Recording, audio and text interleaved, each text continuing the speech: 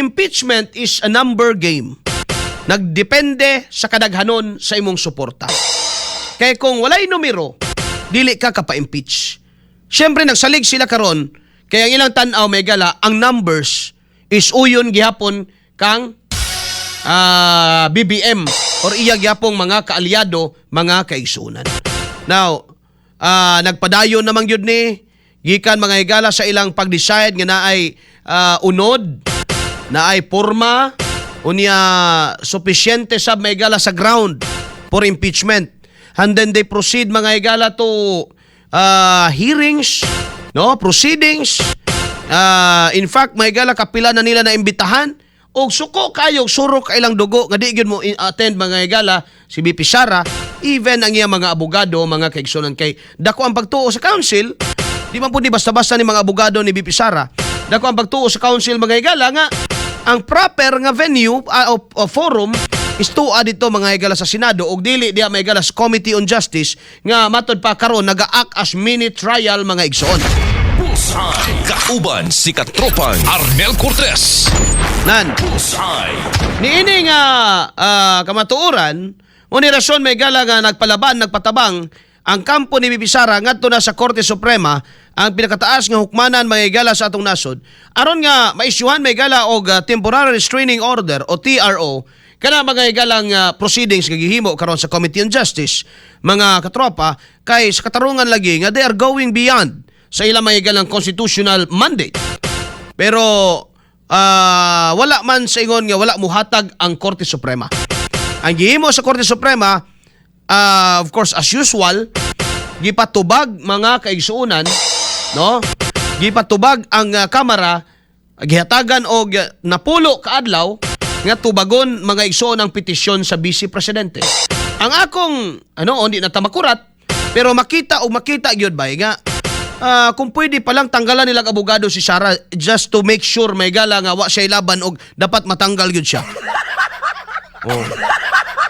Kay 10 days man tong gihatag, mupadayon gyud tong sa 14 nga hearing kay unsa man ta pitsaha ron? 9 man taron. And we only have 5 days para sa 14.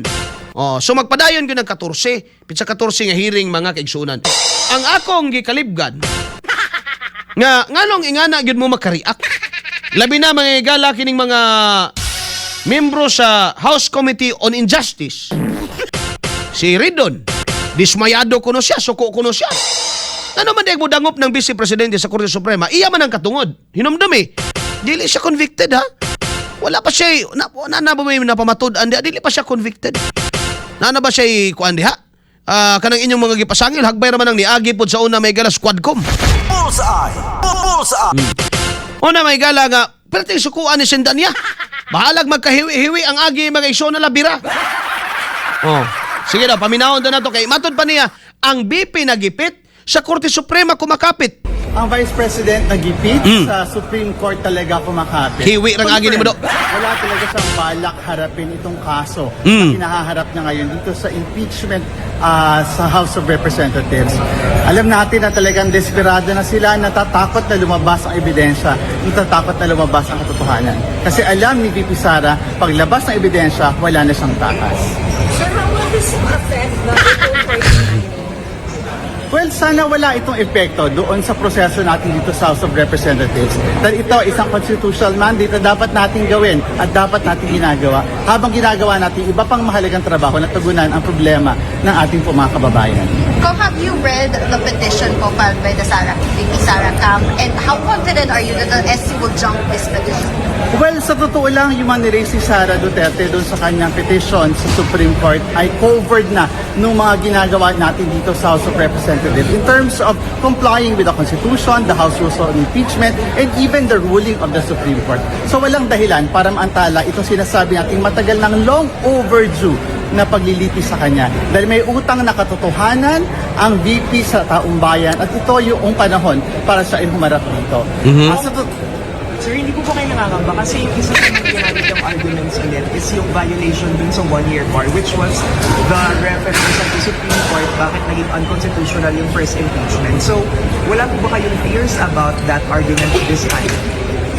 Well, sa ngayon, very confident tayo. Naging maingat ang proseso dito sa Committee on Justice and we are confident with how we are proceeding sa pagsunod doon sa letters of the law, particularly yung processes within the COJ. Sa totoo lang, yung pagsunod nga natin na ito, sabi ng iba, parang nagpapabagal sa proseso. Pero naniniwala tayo sa rule of law and due process. Kung may regret pa kayo na nag-endorso kayo ng complaint before February, same sa mga argument ng ating Well, wala tayong regret kasi sa dulo malinaw yung pananagutan natin sa taong bayan. The same way na sana malinaw kay VP Sara yung pananagutan niya sa taong bayan. Wala siyang karapatan na mag-aspire for a higher position kung dito pa lamang bilang vice-presidente, hindi na niya kayang gawin yung kanyang constitutional mandate. Sir, pinaka-invite Sara sa Grabe, no? dalawang session. Do you think that's an admission na grounded on existing laws and House rules to proceed na nangyayari? Well, this petition reeks of desperation.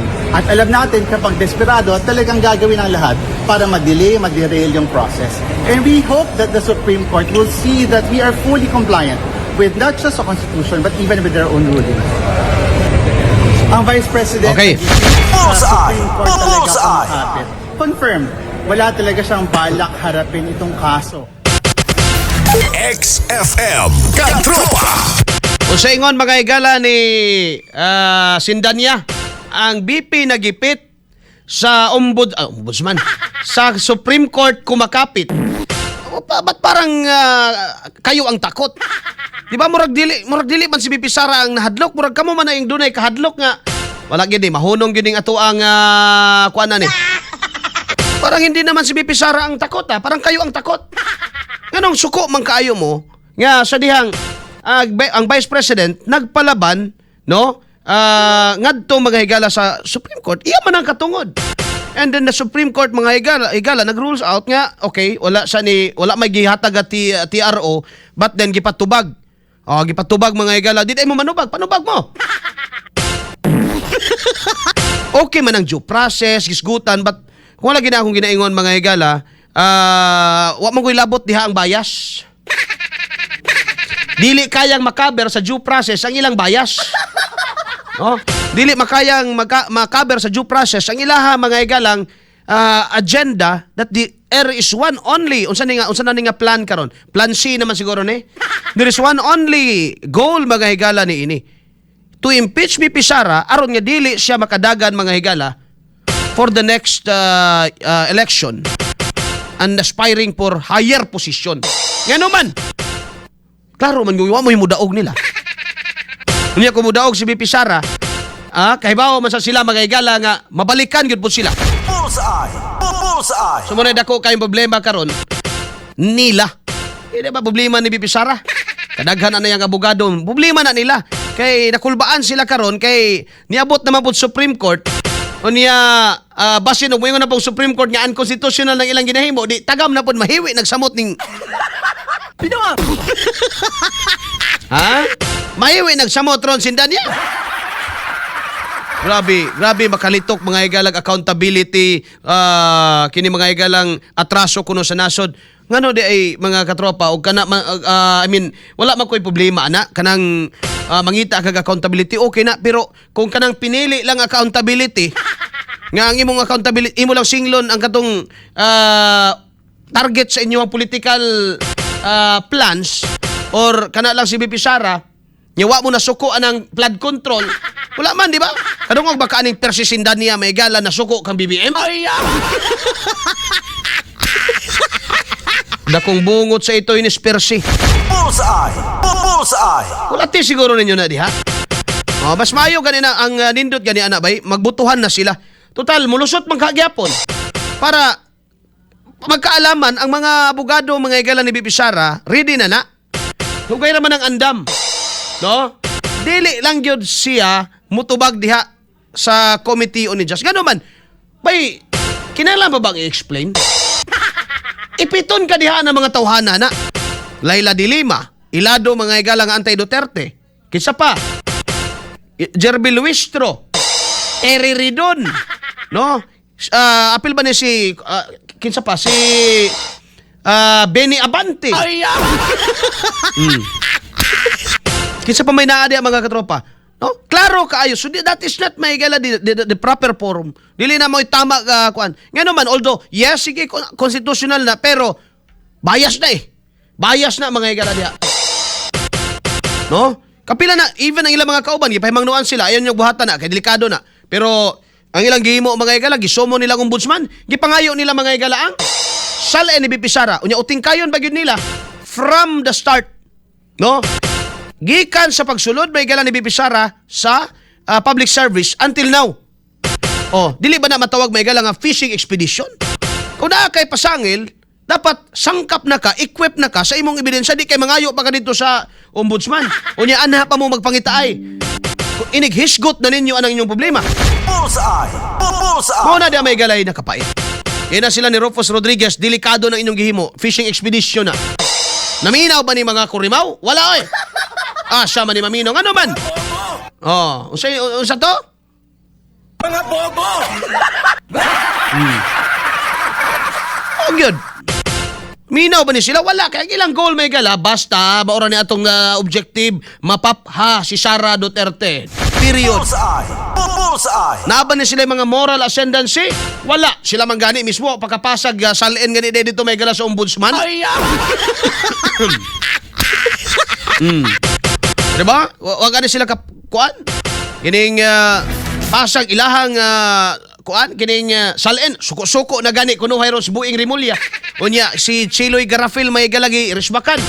Oh, unya karon nilikoy na pod si Punyong Gabunada na po ila may galag isampina.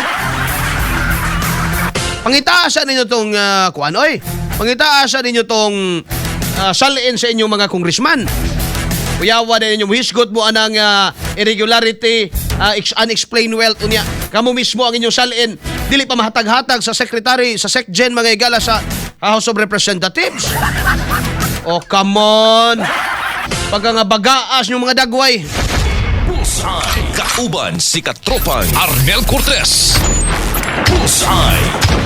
Wag gyud tay problema anang accountability. Okay gyud ang accountability mga katropa, no? Kisa bantang mo babag-babag na dapat manubag man gyud ang angay manubag. Pero kung pamulitika ang iskutan, kining do you think kining kang sindan niya accountability gi tinuod niya accountability mga igala ang tumong ani dili. Accountability ang tinuod nga tumong ana awaya pod to sila Romualdez. No pangitaa pod to sila, pangitaa pod ninyo si Saldico. Yanong si Sara raman ninyong gikalingawan karon ngano man siya gyud problema nato when it comes to corruption. There are a lot mga igala ana nga mas dako pa nang numeroha. Billions, trillions. Wa man lang mo'y tingog ana, wala man lang mo'y kasuko ana. Diya ra mo sig balik-balik ana mga butang nga dugay nang gi-explain ultimo ang Commission on Audit may gala naghatag nag-unmodified opinion. Unsa pa may inyong kinahanglan? Kaya gusto daw nila mailhan may gala si Mary Grace Piatos pagkatab. Ayaw! Unsa to? Ayaw. Kaya gusto nila mailhan mga igala si Mary Grace Piatos. Imagine na ng ilang gusto mahitabo kini mga NPE man gud mga tawhana bay. Klaro lang istorya kana sila kini unsa kanini akbayan ba ni Gab? Akbayan ni si Percy? Akbayan ay alam na yan. Wala mga komunista utok na ay tanin yung ilara. No? Tawa na gud na kung kauban pa ni sa estado. Hibaw ka nga mga intelligence kuanto kana mga pangalan diha ba? Imo jud nang ipapuga, imo gud nang kuano kinsa ng tawhana na? Dili ba na pwede? No? Confidential gani. Di ka gusto yung mailailag kinsa gyud nang gibayaran kuno may gala nga Mary Grace Piatos. Punyeta. Bullseye! Bullseye! Kalami may gala karatiho ni sindan niya. Sila Franz Castro. Oh, kana mga igala sila sila sindan niya. Asa man sila? No? Mga komunista utok man eh. Og kanang dako ginanagid na sila kasuko may galang Sara. Okay, katubalan da ang peace day 11 ni Sara Dres Davao, sa Davao sa una. Na Dres Davao naman una ni. Sa Davao sa una. Mo ito nakapuhag nila may gala, mo ito nang rason nganong nahimo na ta may galang insurgency free anang dakbayan sa Davao. No? Tungod man na mga paningkamot. Kini mga mangingilad ba ni may galag kabataan. Samot atong kongresistang kulot. Kito mga igalang sa kabataan partiles. Ay, so, samot. Ayan natin ninyong ilara. Ano yung mga pasakit kayo sa Pilipinas, mga kaigsuunan. Again, watay problema anang balaod. Watay problema anang accountability. But these people, kining klase sa mga tao, kaning gahiwi rang agi mga igala. These people are clearly using the law, clearly using politics, clearly using mga igala, the Constitution as a weapon in order to topple down a political opponent. Bullseye. No? Ora na, may gala ang ilahang gustong mahitabo. Nga naman, dumadaog may si Sara, bisag kinsa pa mga igala nga political analyst, even mga igala kato mga pro-BBM, even John Vic Rimulya nakaingon. Katropang Arnel Cortez. Bullseye. Diba? Sige, name drop daw mo. Pag name drop daw mo, glaing pangan, may igala nga potential nga mapresidente. Anay ilang ginapalutaw karon Rafi Tulfo. Sa una, isog naman na sila may galang naapa sa radyo. Unang ako, di ko musod politika. Nga naman, mapasig mapariya ko nila. Isog pata sa radyo, pag abot mga igala sa Senado, oy, di man day kwarta-kwarta, man day diring tirada. Wala na. Ipit na tadiha. Manang dirir ako sa radyo. Si Risa Ontiveros, ay sus. Kita ba itong survey, asa man gibutang si Risa? Kini si Risa, mapaingon gyapon ni sa 8 diretso iniduro gyapon ni dire. O ira kayo pahilak-hilak sa tubangan sa mga OFW. Maraming salamat. Mura maghimat yun, may gala. Talagang nasisiyahan ako na nakauwi na kayo. Unya karon may gala pagkatrapo gyud kaayo oy. Pag grabe gyud may gala. Pag nya karon adto-adto dito sa muuban-uban kuno dito sa nanagat may gani gitukob ka pa untag ukoy.